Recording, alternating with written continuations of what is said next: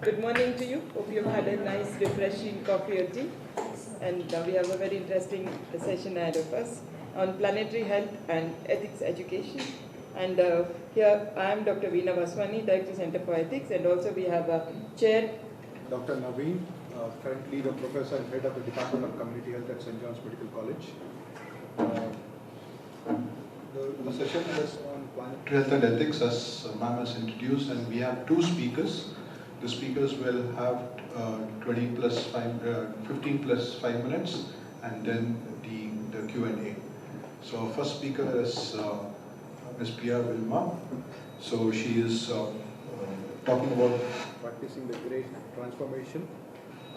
She's talking about practicing the great transformation, insights from our living lab with teenagers on fast fashion and sustainable composition. She is from the University of Augsburg, International Doctorate College, Rethinking Environment. Dr. Naveen and Dr. Vina for having me here and for the nice introduction. Yes, as has already been said, I want to introduce today my PhD project and give you some insights and discuss some of the results with you. I will start with an introduction to introduce you to my broader research interest. Speak a little bit about the research design and methodology I used, and then give some insights into the major results and conclusions I drew from them. So, for more than 3 decades, it is scientifically evident that human activity is altering conditions of life on planet Earth in an unprecedented speed and way. And we usually refer to this condition with the term climate change, but I believe that the situation is much more severe than just climate change. And I want to draw your attention to this model of the so-called planetary boundaries. And just out of interest, could you please raise your hand who of you is familiar with this concept, with this model? Okay, thank you. So I will explain a little bit about this. As you can see on the graph, it has been published first in 2009 by Johan Rockström and his research group from the Stockholm Resilience Center. And as can clearly be seen, okay, the pointer doesn't work on the board.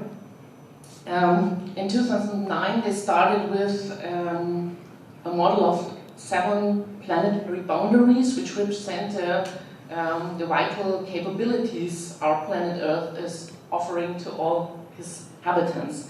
They modified it in the meantime, so that we now see 9 boundaries or Earth systems. For example, you won't be able to read it. We've got now here novel entities, stratospheric ozone depletion, atmospheric aerosol loading, and so on, land change. Climate change is also just one of these Earth systems, and as you can very well see, this safe operating space we see here in green in the middle is or crossed to a severe extent in 6 of these 9 systems. So in this condition, we experience this with what we call basically the Anthropocene, the age as humans, and the pictures on the left side might be quite familiar to all of you. We see environmental pollution with plastics, we see war grounds, we see floods, and we see hunger.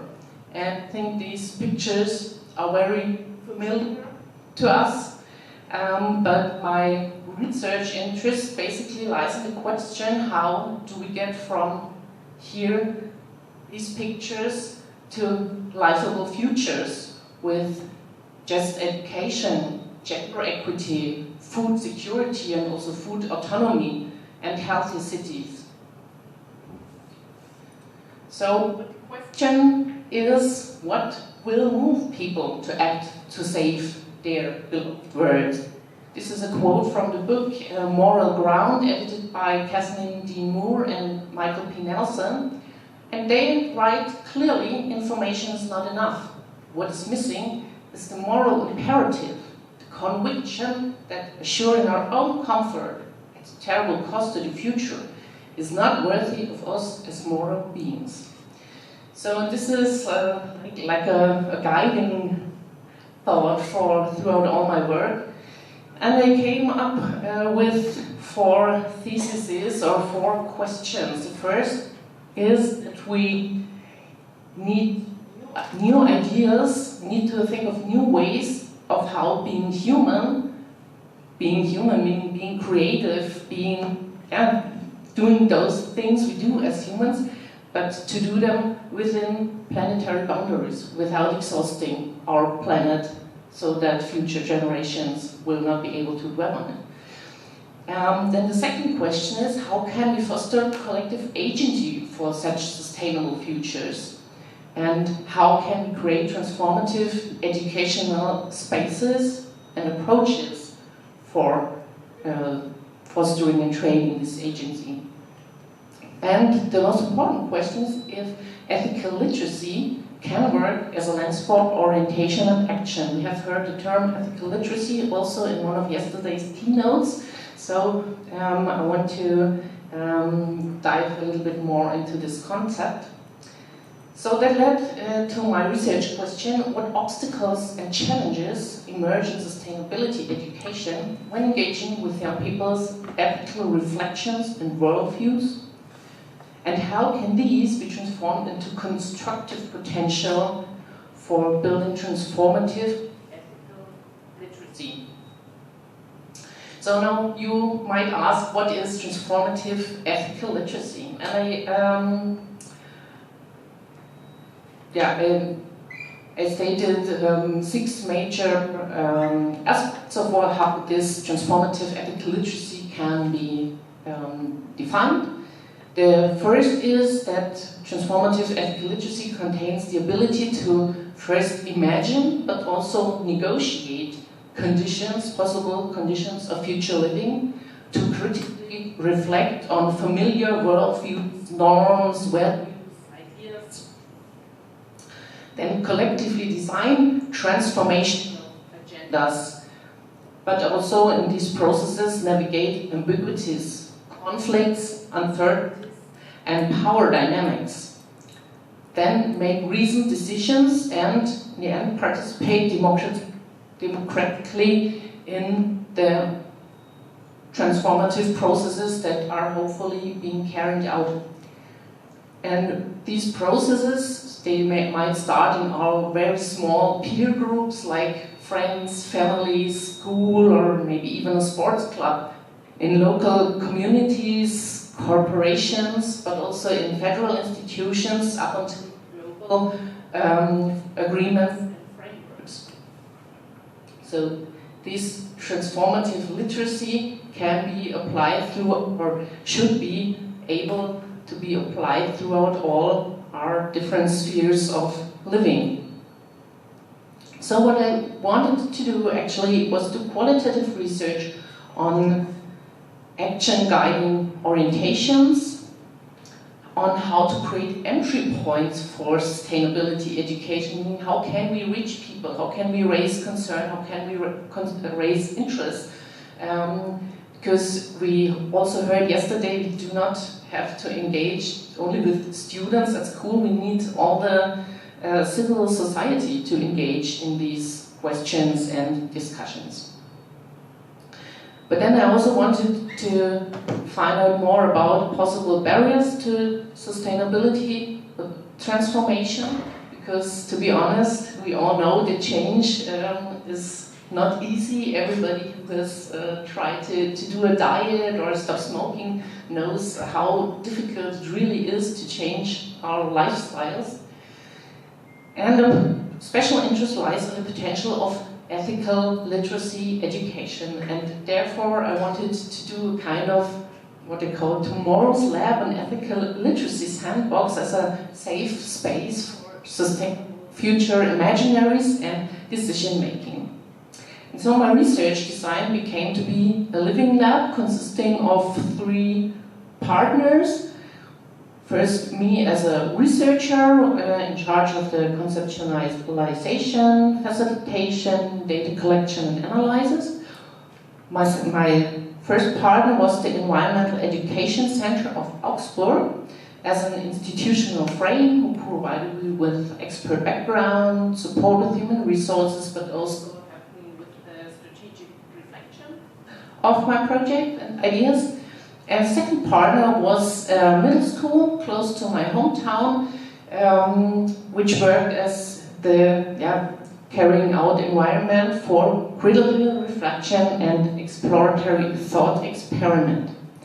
And what we did together was work with that project throughout one whole school year, every school week with one specific school class. The class contained 16 students with very heterogenic biographies and personal backgrounds. And we worked just example on fast fashion and sustainable alternatives. It could have been any other sustainability-related topic like plastic pollution or meat consume, but I thought fast fashion is a good working example because it really addresses the interests of this age group, and also they do make their own consumer decisions, or they buy regularly clothes, and so this provided me with good option for my research.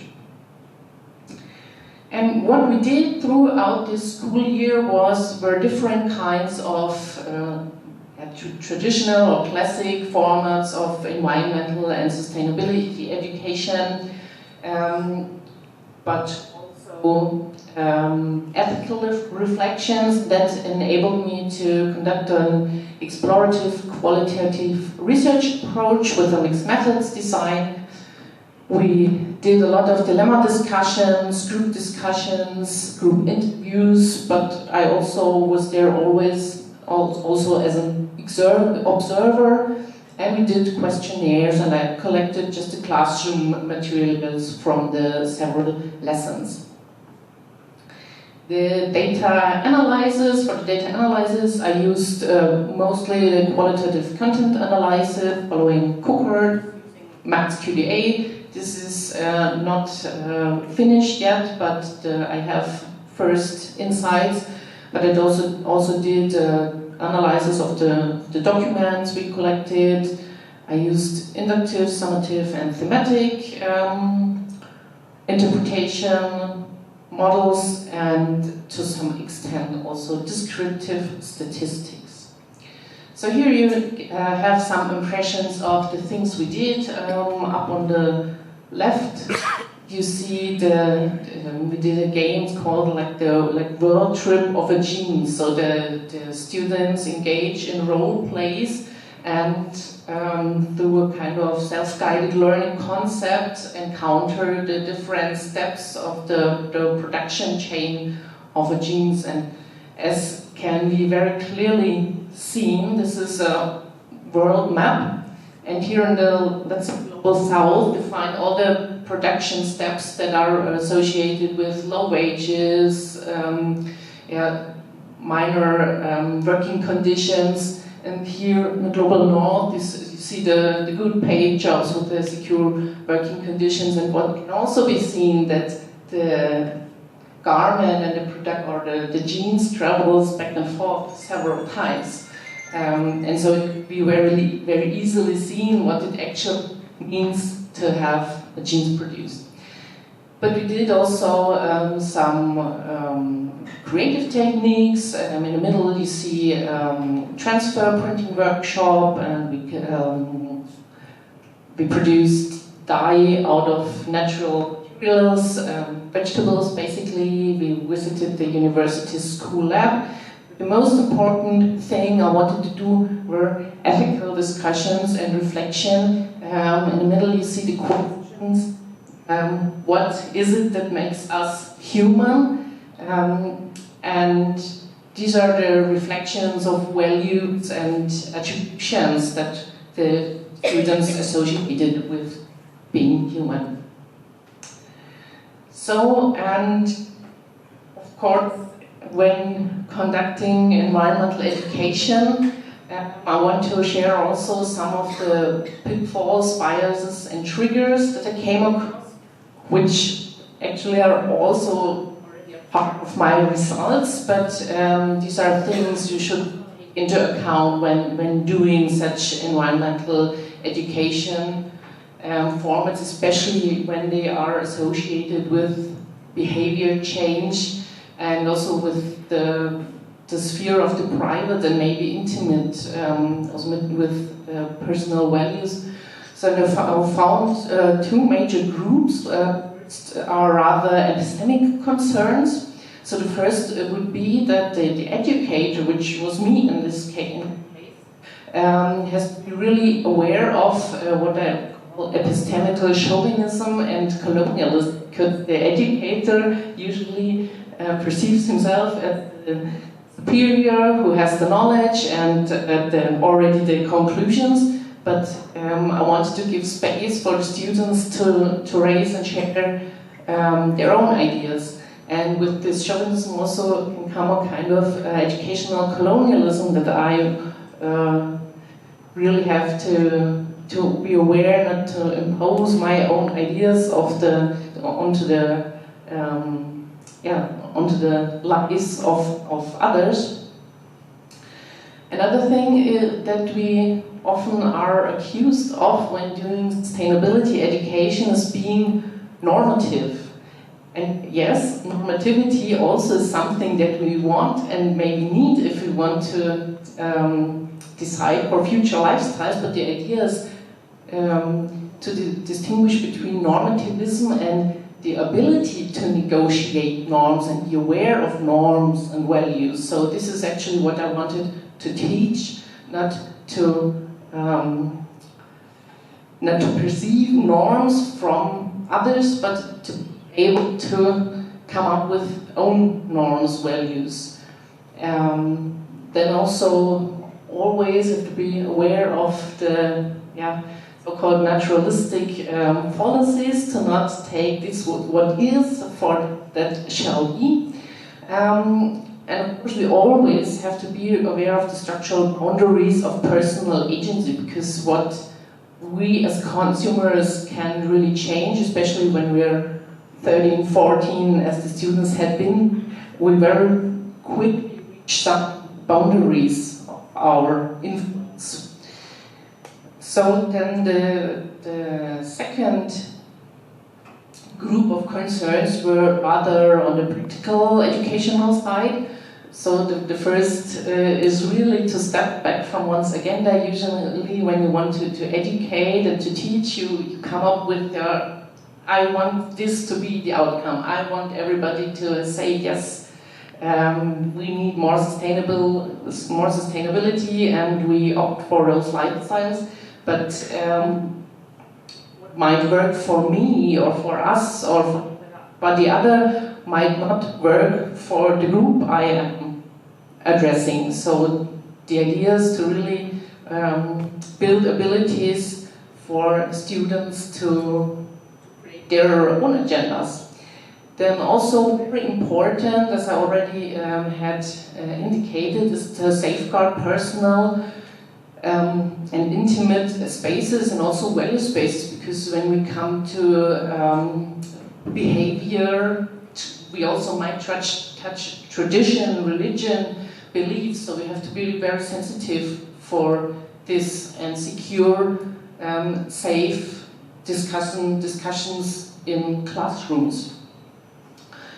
Also, we have to take care to not attribute all the responsibility to this next generation, which is the most little to blame for this state we're in.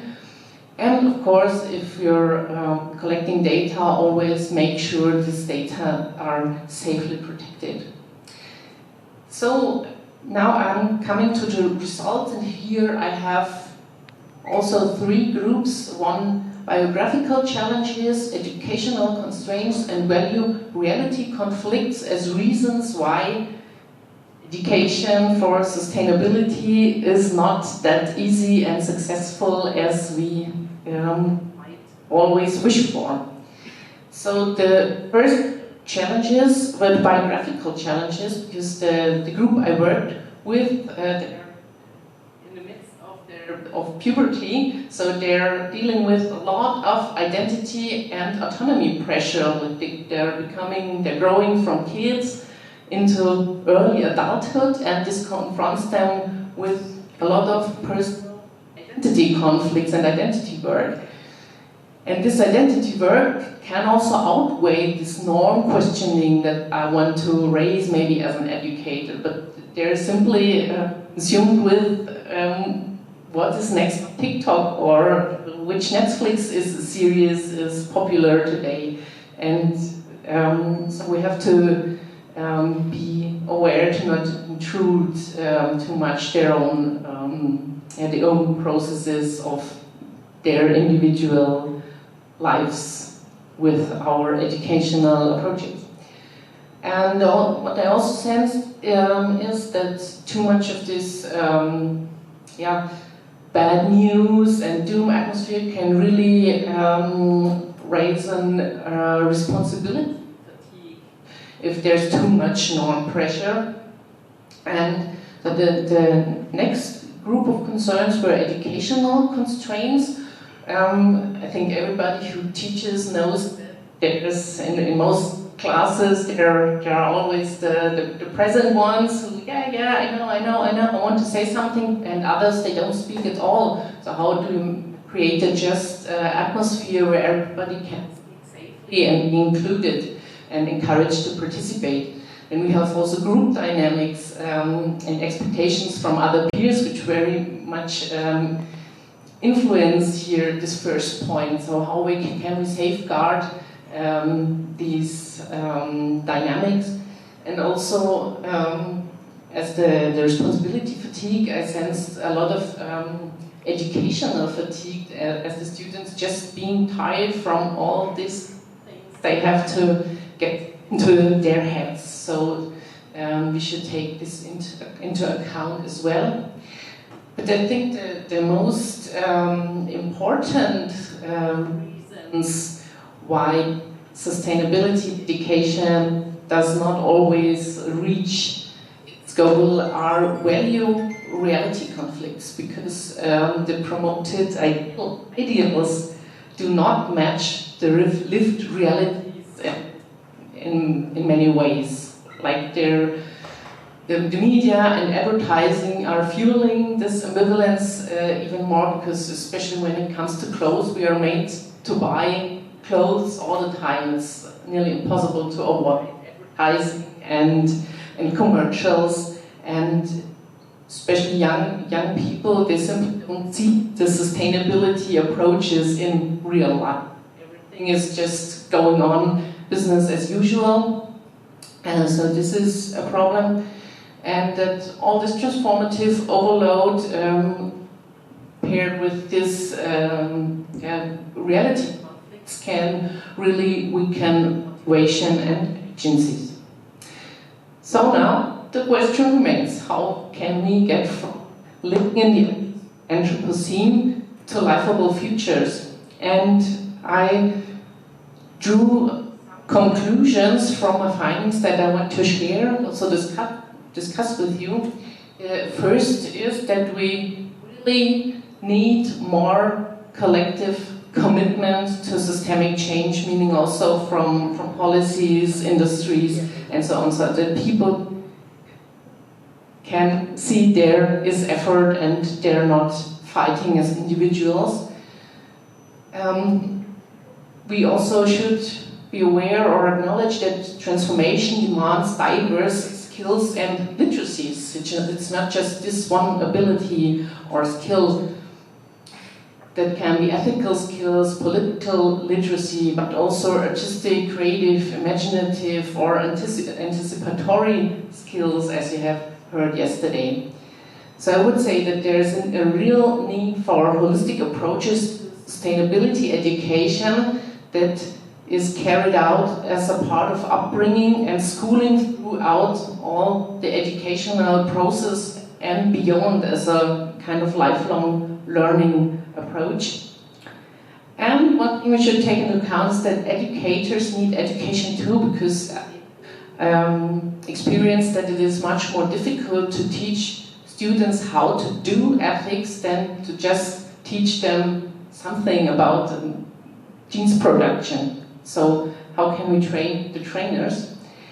And my conclusion is that we need safe educational spaces to practice reflexive experimentation, ethical imagination and value negotiation, democratic participation and agency, bridging individual and systemic context to reach an informed decision-making, and all this in an emotional and cognitive safe environment.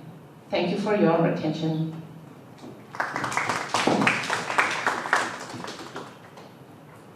Thank you for this very nice, excellent presentation, and it's really good actually PhD work and more people to get into this area.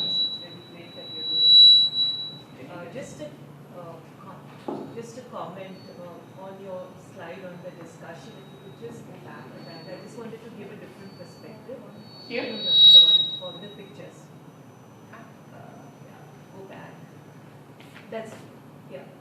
So if you just put both of them on, I mean in terms of them. So if you just look at this particular slide, again it's nothing to do with living labs. I think it's this particular thing on the left-hand side, what you showed, is from our perspective, it's a pure social anthropological perspective from a developing country, is what you see as poverty. Okay, so for example, in a place like, even there would be maybe 1 million such places in India where you see the left juxtaposed with the right within 5-kilometer radius, and that's very common in Bombay, for example. And that's a function of poverty. And the people on the left are consuming the least. They are recycling every cloth item. They're consuming the least amount of energy. They start from the basic for the most. They do not use plastic or very little plastic, or they are recycling. Whereas the people on the right, living maybe 1 kilometer away, have the luxury of those spaces, have the luxury of these kind of buildings and this kind. I just wanted to put across that the two perspectives from a developing country, and this would be true whether you go in Ghana, whether you go in Kenya, whether you go in Bangladesh, Pakistan.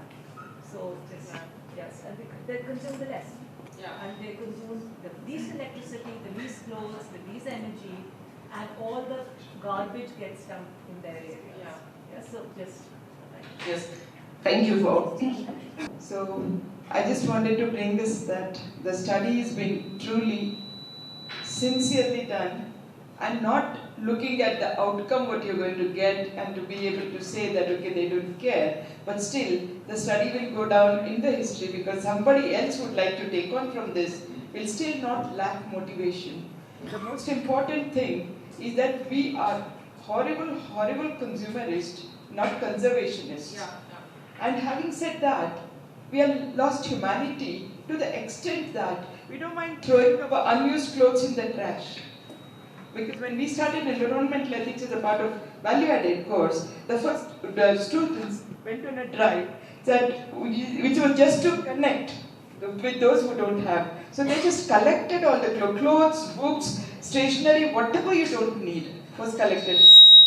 Notebooks from which the pages were not used were removed and made binding. So these clothes we also distributed to communities. We are having 2 communities with transgender and most primitive tribal group, that's Koragal tribes. So then we found that they could use them better and they had a value for it, and these people didn't have to throw it in the trash. So somewhere at this point I think we can even tell the youngsters there's a huge scope for reuse. So at least when you don't need it in a respectful way, put it out and say anybody can take it. So that would also be a nice way. A very good study rigor was present, mixed method, excellently done. I like the living lab thing that you gave. and transformative ethical literacy was very good. So that's a good study. Thank you very much. Thank you. Thank you. I'm Dr. Sunita from Psychiatry and Ethics in St. John's. I thought your study and your work and your presentation was amazing. Thank you so much. I did not know, to be honest, that there's a term called fast fashion, so I learned something and what you meant by that. And I just wanted to ask you, your size of the class was 18. Is that the natural size of the class, or you selected some? No, the usual class size in Germany is between at least 25 up until 30, 32. But it was a smaller group in a concept called it's an all-day educational concept. So in the afternoon classes, there are those kids who have parents who work and who cannot go home after the morning classes, and these groups are usually smaller. The other quick comment is, I sensed, I don't know whether you felt that that they didn't care, but this is, I just put that off. I think my voice is loud enough. So this is more as a parent rather than anything else. I mean, I think sometimes what we tell kids, it sort of takes a few years and it may need several doses. So I think this would definitely be transformative, and at a minimum, even at their home, because I sense this lack of agencies, but what little interaction I've had with this age group, they often, I think you talked about the structural boundaries, and I think they do feel a bit helpless because they feel they have the enthusiasm but no power. But sometimes they forget that, they talk to family, they can talk to people with power, and worst case, you may have to wait a few years till you're in a position of power. Yeah.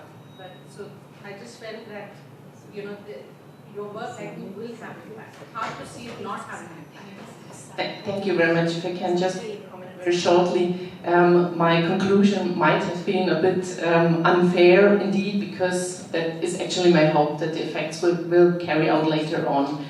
And also what I think that teenagers not always share with you what they really think, so they might be interested in fact, but play cool, like I just don't care. So these are things that would need further investigation, of course. Any enemies with your fast fashion brands? Pardon? Did you make any enemies with your fast fashion brands in Germany during your study? No, totally not. Because they know such projects won't do them. Because when we do the assessments in India for the products being manufactured for the European country, they do talk about the whole chain and the environment, but they do still want to produce, as you said, the jeans is the most commonest one, which has got a lot of environmental toxin because of the colors used and the kind of cloth used for making it. So that's the reason I wanted to know that. Thanks for your excellent presentation, and good luck with your research going forward. Thank you very much. Next we have a very interesting presentation, Teaching to do the Right Thing, Climate Education in Bangalore Schools in the 21st Century. Sonali, Sathaye, Consultant, St. John's Research Institute. I think it's interesting because ethics is all about doing the right thing. Not just knowing it, but doing it. And here, to have it embedded with climate change would be very interesting. Over to you, Sonali. Thanks. Good morning. Thanks, Pia. You touched on actually a lot of the themes that I'll be speaking about. Yeah, interestingly, your research is in Germany, and mine is with. It's not on. Can you hear me? So just a word about how I'll present.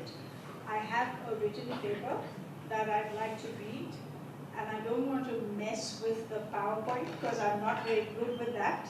So what we can do very quickly after I finish reading, actually you've also used an image that I have up here, the planetary boundaries. Anyway, it's here. There's some amount of overlap as it is. So if you don't mind, you could just leave. Just leave this, just the title. And then if you're interested, we'll just very, very quickly go through. There's some 8 slides maybe with references at the end. Okay? So I'll sit down and read my paper.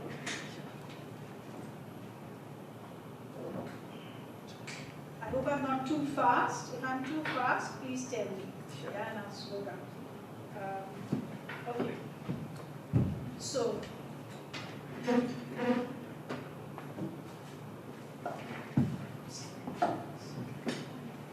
teaching in schools is hopeful work. It is founded on the premise that a meaningful future awaits a student in which she may employ the knowledge she has gained to create a productive life. Increasingly, however, the degradation of the basic elements of physical and social life, the pollution of air, the increasing heaps of garbage on the streets and in fields, the plastification of the human body and the environment, have called into question this hitherto unthinking assumption of continuity, of progress and security. Even until a decade or so ago, the AQI, the Air Quality Index, was an unknown metric. Today it pops up unasked for on our daily computer screens. Against this backdrop of instability, teaching becomes a fraught profession. The question that raises itself, much as you try to bat it away, is how and what to teach young people to prepare them for a world in which the most basic processes needed to sustain life have become the cause for deep anxiety. A world where one might well have to choose between clean air and the job one needs or enjoys.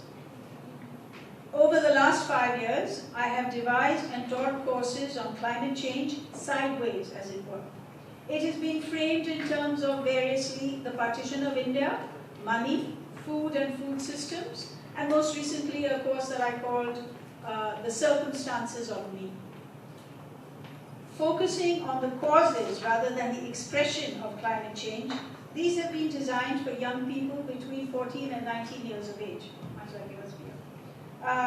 While the main participants were students at a small alternative school in Bangalore, I've also been fortunate to bring, in being able to teach the food course, for example, to a few other schools in Bangalore. And in the case of the partition course, to be able to run joint sessions with undergraduate students of design in Pakistan and India, online, obviously. Also important to state is that these were created for students who belong to the middle to upper class in South Asian society. The language of instruction, both in the classroom and in terms of resource material, has been English. In addition, the types of experiences that the students referred to in discussion and in writing underline the privileged position they occupy in South Asian society. Given that unequal patterns of consumption are a key factor underlying the climate crisis, just what you were referring to, teaching up, following on anthropologist Laura Nader's term, studying up, is essential for many reasons, not the least of which is asking young people who are poised to become some of the significant consumers in their societies to examine what constitutes the good life. As they grow up, the practices they adopt of food, of clothing, of media, of fuel and water and electronics, have the power to amplify or reduce the patterns of consumption prevalent in society today. The hope was, my hope was, that in learning of the processes that underlie their world, especially that of colonialism and capitalism, students would be able to critically examine and discard ways of being that were detrimental to their mental and physical health and that of their society and indeed of the entire world. This was my hope and wish. I do not know the extent to which it was met vis-à-vis the students, given, as we were saying, that it is famously difficult to quantify the effect of something like a class on one's thinking and behavior, especially in the short term. What is true is that the teaching of these classes allowed me to come into direct contact with what I now see as key, even if relatively new, habits of thought that run through some sections of middle and upper middle class Indian society.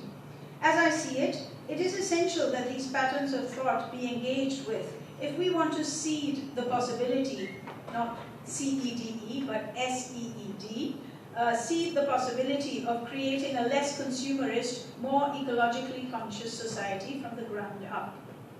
So now I'm just going to give you a brief description of the kinds of questions we tackled in some of the courses that I taught. The food, money, and partition course respectively.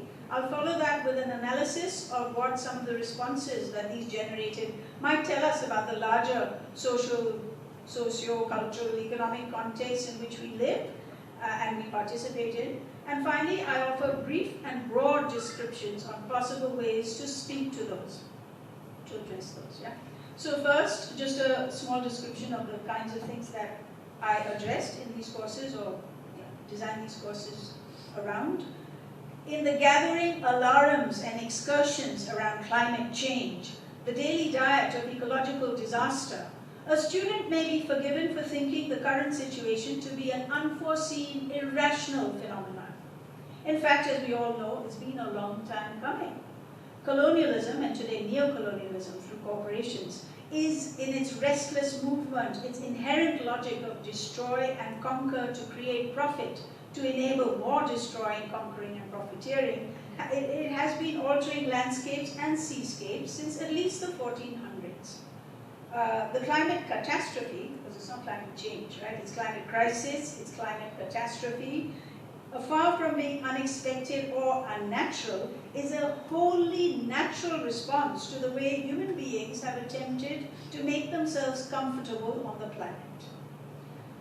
That said, neither human beings nor the other living beings on this planet, nor the Earth herself, is at all comfortable at this point.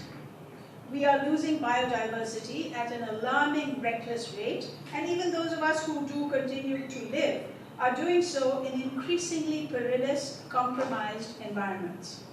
Our education system must respond to these events. It must take stock and change track if it has to equip students to survive, even thrive, in this new, fast-changing reality. Thus it is that we now have to teach about things in the classroom that earlier were reserved or meant to form part of a child's primary socialization.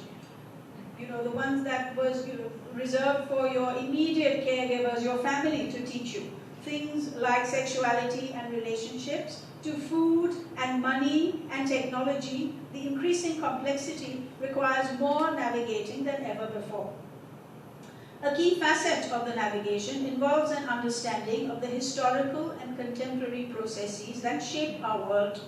This is coming to your point. In practice, this is to make strange much of what a young person might see as natural in their world. For example, Macaulay's famous minute on education from 1835 entirely changed Indian society. Do you guys know this? In 1835, Lord Macaulay, Thomas Babington Macaulay, when the British were in power, said, hey, let's do away with this redundant, superstitious Indian knowledge, either in Sanskrit or in Persian. It's rubbish. We need to give them English and English education, okay? And we need to bring in because that's what the new technology, the language of technology, and also the language of Shakespeare and Milton. All of that is much superior to their entire libraries. One shelf of our books is worth more than their entire libraries. So with a sweep, in a way, with one fell sweep, he changed the education system of this country.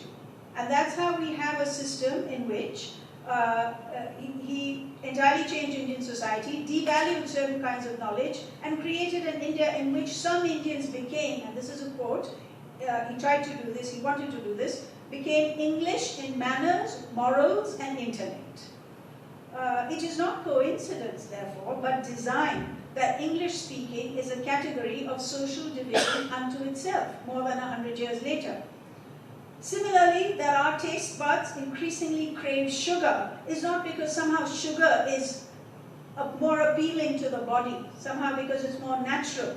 The history of sugar on the planet is intertwined with the history of colonization, corporatization, and labor, as Sidney Mintz tells us in his book, Sweetness and Power. This is an amazing anthropologist. He did this study 1984 or 86, I forget. And he showed how plantations coming back to England and the working class, how they needed cheap fuel for the mills, all of that is implicated in the ubiquity of sugar and the cheapness of sugar. And actually climate change is very involved in that because they cut vast swathes of forest in the Caribbean and put in plantations, sugarcane plantations. And then of course the fossil fuel involved in transporting those goods across and so on and so forth. Okay. Multinational seed companies, the armament industry, or plastic making companies may be invisible or seen irrelevant to what students see as their personal lives or even their identities, but they have been important, but they have been important behind the scenes players in what we eat, what we breathe and drink, what we wear and how we think. They have been and they continue to be. Anchored in the diagram of the planetary boundaries, which luckily Pia just showed. Coming to the questions I talked about in the food module, the main question asked in the food module over all its sessions, in some schools it was 5, in others it was 12, was why is it that agriculture implicates all the earth systems and yet globally hunger is at an all-time high? So we're destroying the earth ostensibly to feed the human population, just focusing on human population right now, and yet actually we're just making people ill, either through obesity or through malnourishment. What's going on with that picture? Why is it not matching? Is the problem really that we do not or cannot have enough food to feed the 7 billion people on this planet? The module included discussions, reading, films on historical, digital, economic, psychological, ecological aspects of food and food growing. It culminated with a visit to an organic farm in the outskirts of Bangalore, on the outskirts of Bangalore. Some of the questions students were asked included, does instinct guide what we eat today? If not, what does? By middle school, most students said most of what they learned about food came from advertisements. Why is the treat food for so many young people pizza and chocolate, despite the fact that students, typically, like I had students say, I pity you, auntie, I pity you, ma'am. You had hardly any choice. Here for us, we have Mexican and Italian and Chinese and Korean and Japanese, okay, and yet the ingredients are all the same. So why is there greater homogenization in ingredients, taste, and desire, even as there is more apparent choice? I mean, you'll know how many sort of sopu have gone out of circulation, right? How many greens? We have much less variety actually of greens and dals, and so lots of things have actually not, we don't have so much diversity as much as we did. In the course on money, we investigated the subject through various disciplines, including ecology, philosophy, psychology, sociology, and of course economics. Students were asked what they felt should be free for all creatures, just by dint of being alive. For example, should water be free, clean air, sunlight, or in a market economy, is it only fair that clean water be reserved for those who can pay for it? We also talked about the concept of ownership. Who owns a forest, or a river, or a mountain? Those who may have no direct contact with it but have the money to buy it, or those who have cared for it over generations and know it intimately. In the course on the partition, the emphasis was on finding the common ground between nations. Is the nation state a good arrangement for resolving the common crisis, that is ecological collapse? On the whole, young people felt it was not, since the nation state had no meaning at all in the natural world, being an entirely human creative entity. Increasingly, young people discovered that actually what does cut across national boundaries at the moment is not an understanding of the natural world, but rather of a shared industrial popular culture. Young English-speaking Pakistanis and Indians could bond over the same food, the same TV shows, brands, music, regardless of where they came from, regardless of their national allegiance. Finally, I'm coming to, not finally, there's one more last section, but these are my reflections on the teaching, on what I discovered. I offer here some reflections on what I learned during the teaching of these modules. This is a little different from Pia in that I didn't set out to do this study. So the data is anecdotal. Understanding urban youth culture was not something I had gone in search of. So there was no research design, no representative sampling, no structured or unstructured interviews. There was, however, plenty of participant observation. The objective study revealed itself to be in the doing of the work.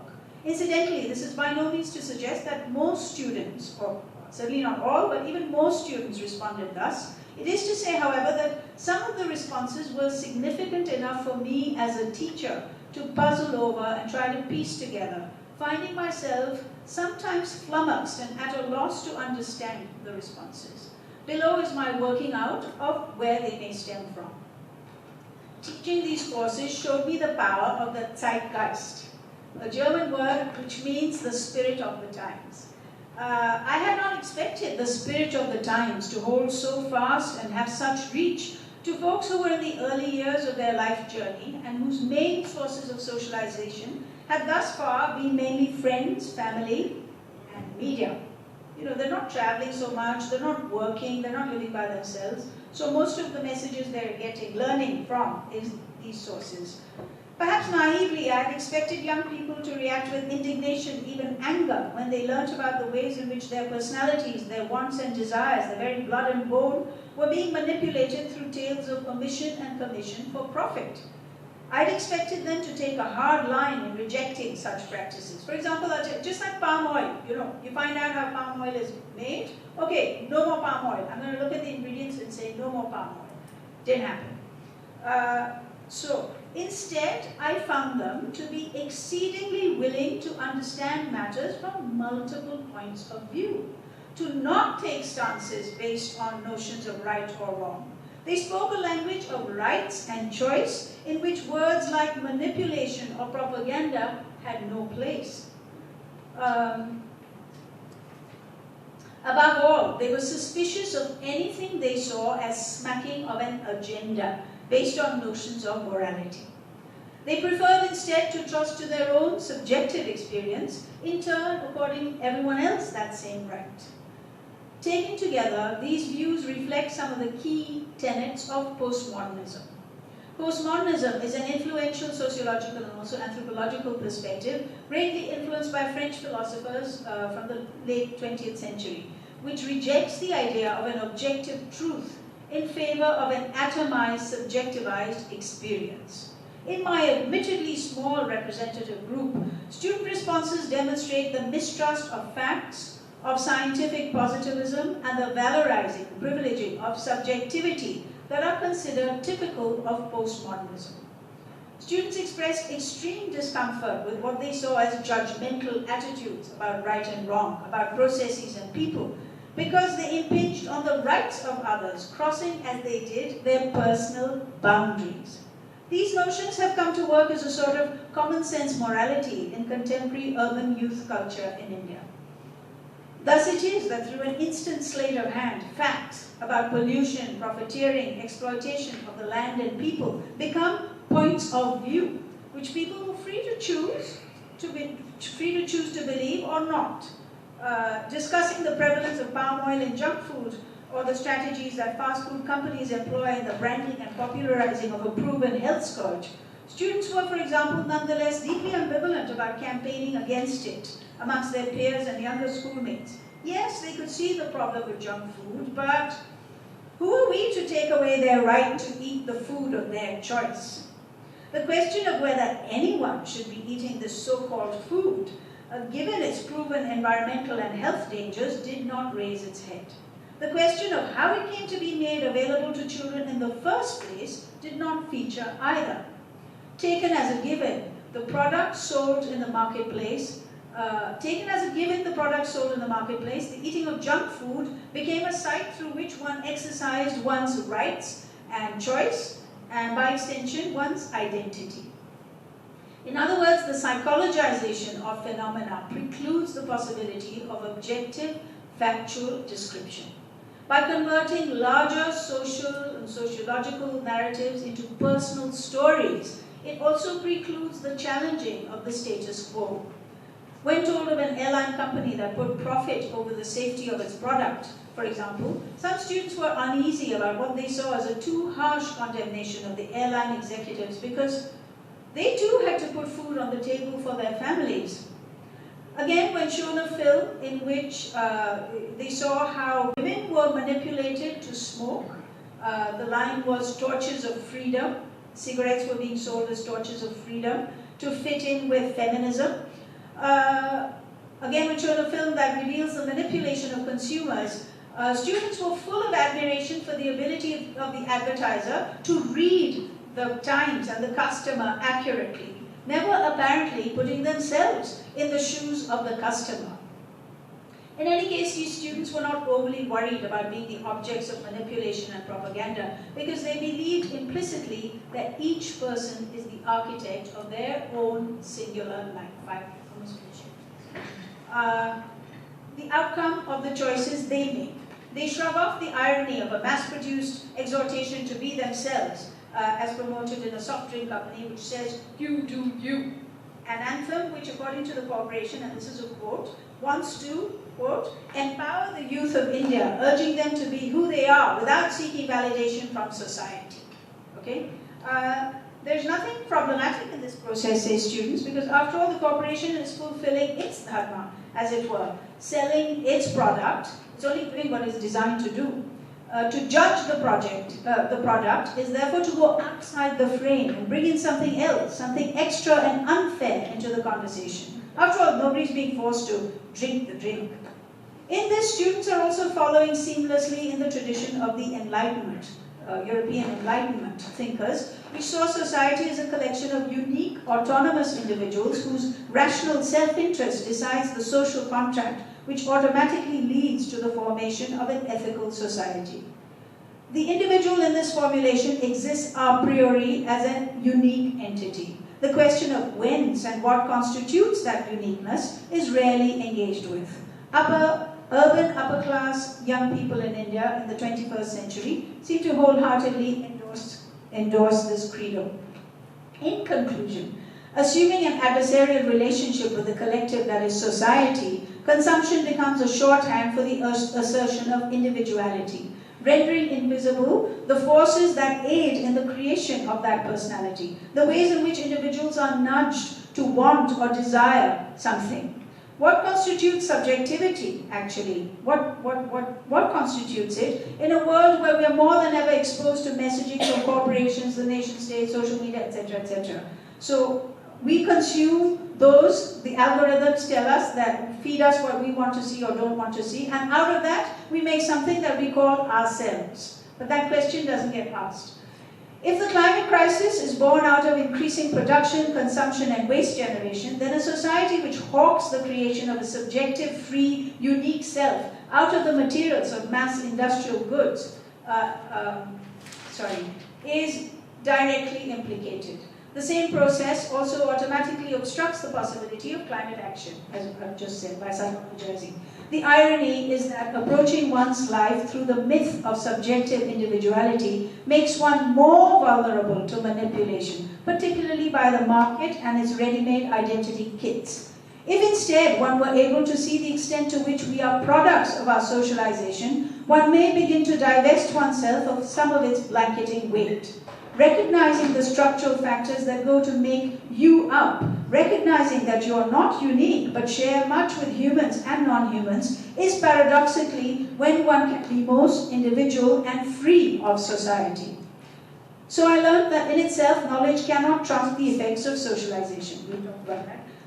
Connection can. It is necessary that students allow themselves to feel involved in the world beyond their own interests, that they see the links between their interests and those that surround them, human and non-human. For example, students in the food course were visibly moved by the richness and beauty of the soil of the organic field in Mulbagul, where I took them. They connected that rightly with the warmth and dignity of the farming family, 2 generations of parents and children, even as they knew the folly of romanticizing rural life. They knew the hardships involved, but still it moved them. Yet, reading about the difficulties of agriculture was different from being served a meal directly from the tota, from their garden.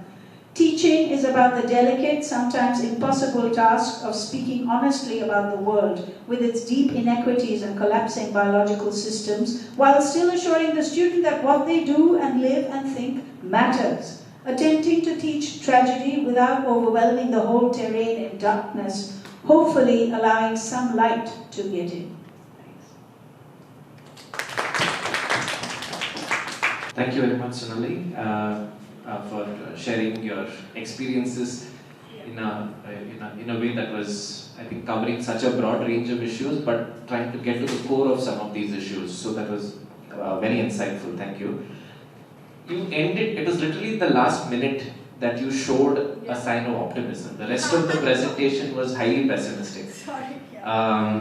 So if we were to just take that one step maybe forward, and if you had to say, at one level I thought maybe you were trying to say that we can't teach people to do the right thing, is the sort of message I seem to have taken away. So in the example that you gave right there at the end, so what is it that we should consider when we think about teaching to do the right thing? Okay.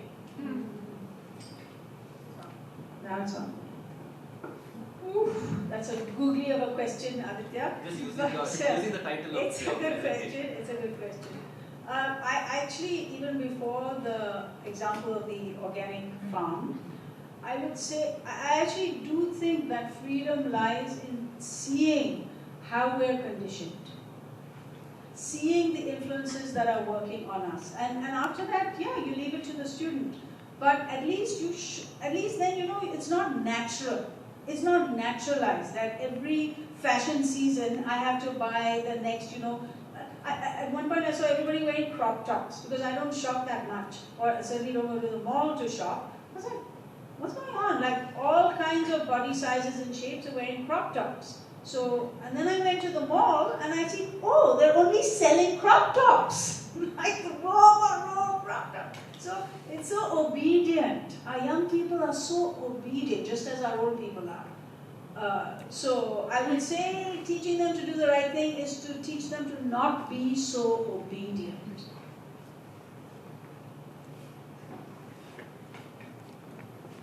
So thank you very much for this razor-sharp piece of thinking and writing. I'm almost a little bit jealous, I have to admit, because it's really so precise, and I'm really relieved and concerned at the same time that we're having almost the same condition.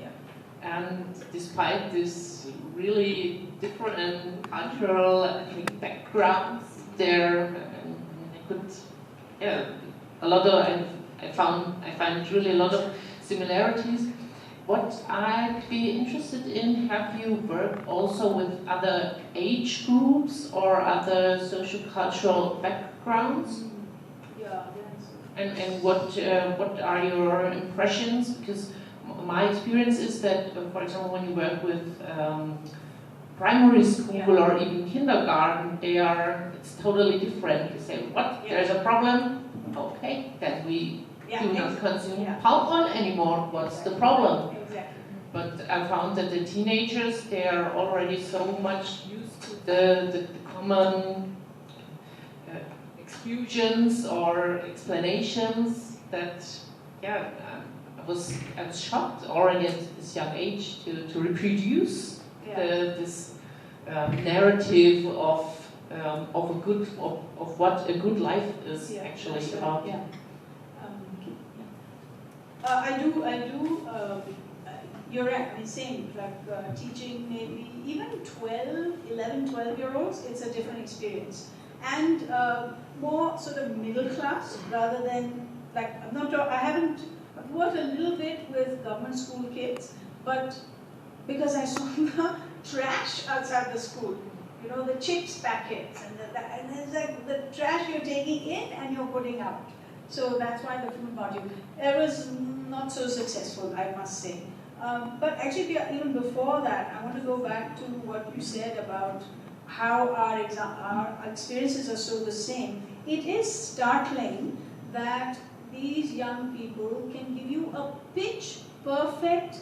They've internalized to very subtle degrees the ways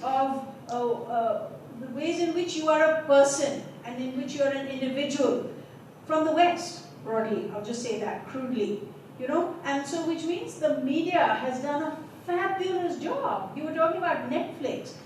So the same Netflix, right?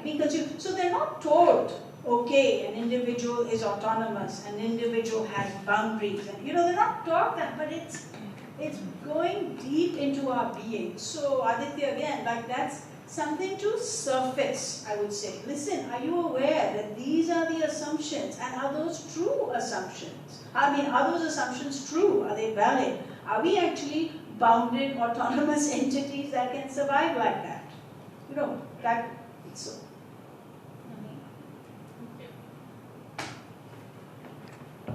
Wonderful insight getting into what the youngsters look at and how they decide what they want to. Because for many a times I've thought when children are very smart, they almost know the cost of everything, but not the value. So somewhere this consumeristic thing comes from where? We need to take a step backwards into not only the education system, but the environment in which we are all living, where market forces drive the decisions of people.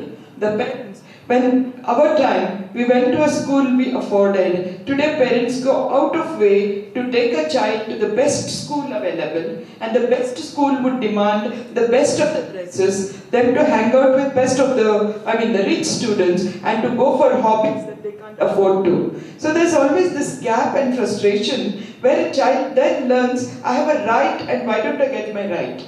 So the right dialogue precedes, or literally we'll never get the duty dialogue. So they don't have a reciprocation of a duty, but they know the rights, right of everything. I have this right, that right. And secondly, the role of media. During our time, we know that there was certain media we could read to get the factual knowledge. So where is the media today? It is literally run by political parties or corporate houses. So we are fed even the most toxic hair shampoo passed off as the most rejuvenating hair, this thing, and we are ready to order it. So the question is, the reality in day-to-day world, including a cup of water we drink, we are not sure about. So I think it's time for all of us to reflect, when there's an alternate virtual world, how much of it do we really have to be involved with? Where we believe in Facebook more than the face-to-face time we spend with our relatives. In fact, even the family reunions, everybody is busy to be on their cells. So somewhere I think authenticity of being the human, in solidarity with the family and the values, we need to reach back to about 2-3 generations before, although it sounds very, very old-fashioned, but that is where we could get our answers. We want to buy something, it's not to be led by what is out there, but what do we need? Because my 9-year-old son once told me, we went to Lucknow. Lucknow is a place very famous for fabrics. You get it at a very, very economical rate. I got 10 tops, everybody. I remembered all the relatives were not even closely related. I can give this, I can give this. Then my son asked me, Mom, is this your need or greed? And I literally felt like a slap because I had taught him that. So it's so easy for us to teach our children. But if we don't play that out, children learn by what we do and not what we say. Just like politicians, we hear big florid speech, we are never impressed. We know that this guy is not going to deliver. Same thing with children, they are watching us. So that becomes a part of reflection for us, that how we are, how authentic we are, is what is captured by children also. So to a great extent, media has messed in a big way, and we also think, and we are running after sometimes values that are not sustainable. If we give a first-class loyalty to second-class causes, these causes betray us. And ultimately, in the end, we feel we haven't got anything what we were buying for. So that's nicely brought out by both the presentation. Thank you so much. Yeah, bye. Thanks to both the presenters. I think a lot of learning is how media plays a role, especially in the way we live our life today. It's more of what we want rather than what is good for us, what's good for our earth. So thanks to both the presenters. Yeah. Yes, I just want to say it is relevant. One thing I want to say is this, I think teaching to do the right thing is regardless of climate change. You know, not because there's climate change that now we must change how we live. It's that has led to this. It's a warped way of life that has led to this. It's not done anybody any good. So it's not to solve the problem of climate change that we should teach this way or that way, but because it's saner. overall. That's one thing. The other thing I want to say is for doctors, as we've talked about, like obesity is directly, I would say, so much the result of media, right? Like I think doctors, if we're in a medical institution, media is so responsible for individual and group health, right? Just want to make that. Yeah, we agree with that. The media has played a huge role in making a behavior change. What we were talking about, behavior change communication. So which, that has impacted more on us the way we live today rather than what we wanted to. Yeah, with this I close this session and I'll request ma'am to hand over the mementos to the speakers. Okay. Madam, look here. Come.